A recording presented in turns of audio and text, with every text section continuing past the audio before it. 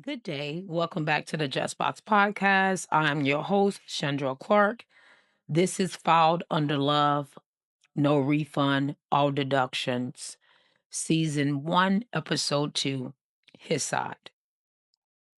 Episode 1 was her voice, but today we listen to him. Before I begin David's story, I need to acknowledge my wrong.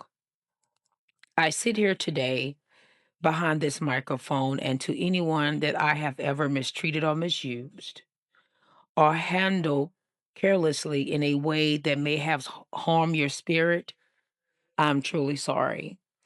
Because I cannot build up someone's healing while I'm adding to someone else's hurt.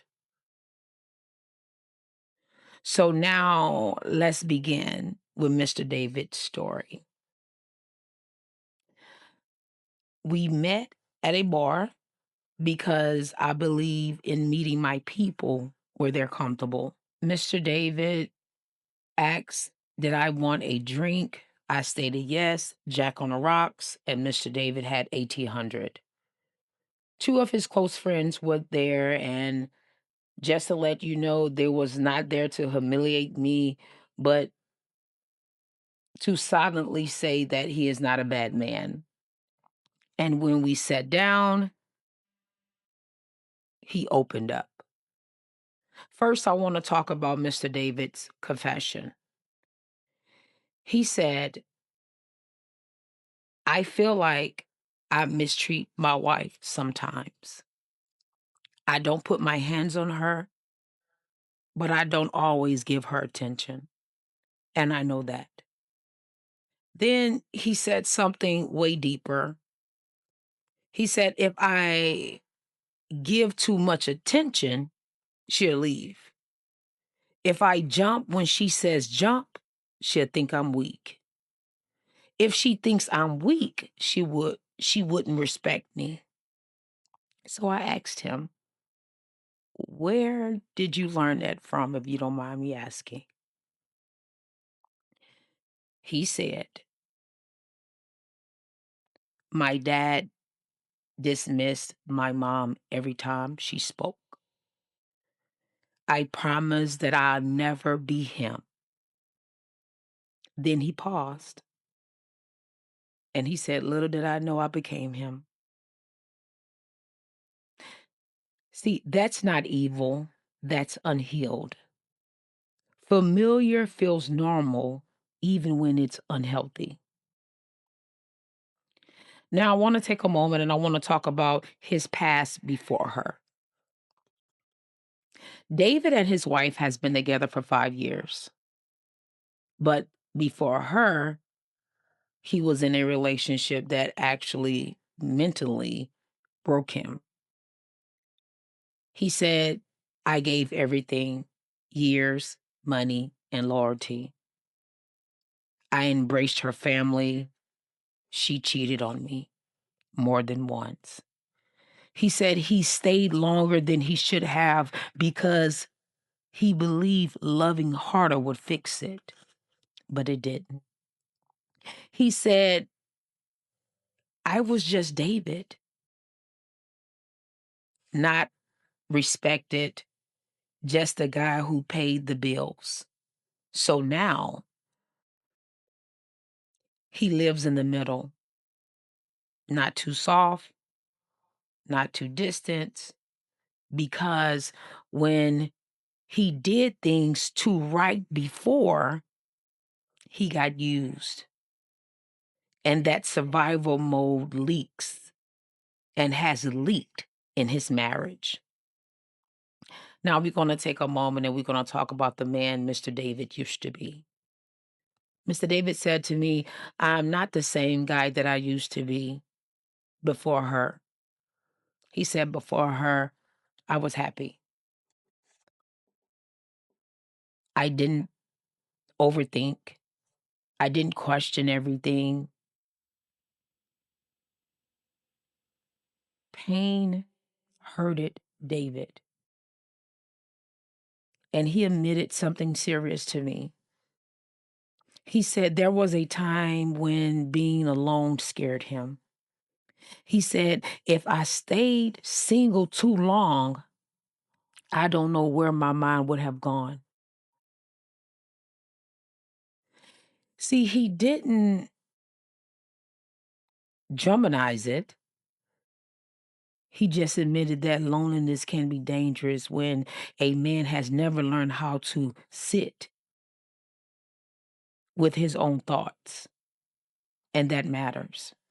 Because sometimes men stay in relationships not just out of love, but out of fear of isolation. And that is real. Now, I want to take a moment and I want to talk about the financial tension that Mr. David said he had. He said that she would run the credit card up and expects him to pay it. He said he didn't mind taking care of her, but when you misuses the money that feeds your family, it hurts. He said, I don't want to be Mr. Bankroll. I want to be seen as a man. He believes both people should do their part. He believes nobody should handle things wrong. He believes that everybody should handle their responsibilities. So I asked him, is it about money or is it about control? Mr. David, listen. I want to take a moment and I want to talk about the part people don't see. I will say this here. Mr. David loved his wife. They've been together for 5 years. He is a father to 2 of her children that are not biologically his, and he claims them. He protects them. He provides. He shows up. Mr. Davis said that I've been there every step of the way and for everything, school, bills, late nights. He said, I'm doing my best. But presence and emotional availability are not always the same thing. And that's where the disconnect lives. I want to take a moment and I want to say something to the men. Before I end this episode, I need to speak to every man listening, every young boy, every father, every husband, every boyfriend. It takes courage for a man to say, I'm not okay. If something doesn't feel right in your relationship, say something. If you feel unheard, say something. It does not have to end with yelling. Sometimes calm words can silence a room that is louder than anger ever could. And if you are a man who has been hurt in a way that feels invisible, your foundation can begin to heal today. You do not have to resemble your father's mistakes. I need you to know this, that you carry a legacy. You shape the next generation by how you love today. And please let me say this. If you are struggling with thoughts of harming yourself, you are not weak for asking for help.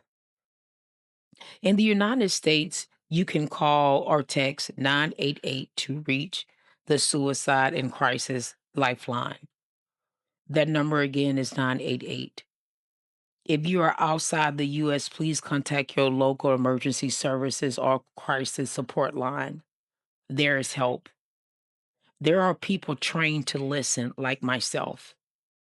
And you deserve to be here. No relationship, no breakup, no mistake, no pain, is worth your life. Before I leave, I want to say this: Mr. David isn't a monster. Vanessa isn't crazy. There are two people reacting to old pain. This is filed under love, no refund, all deductions. Next, we talk about the truth. Thank you. Have a good day.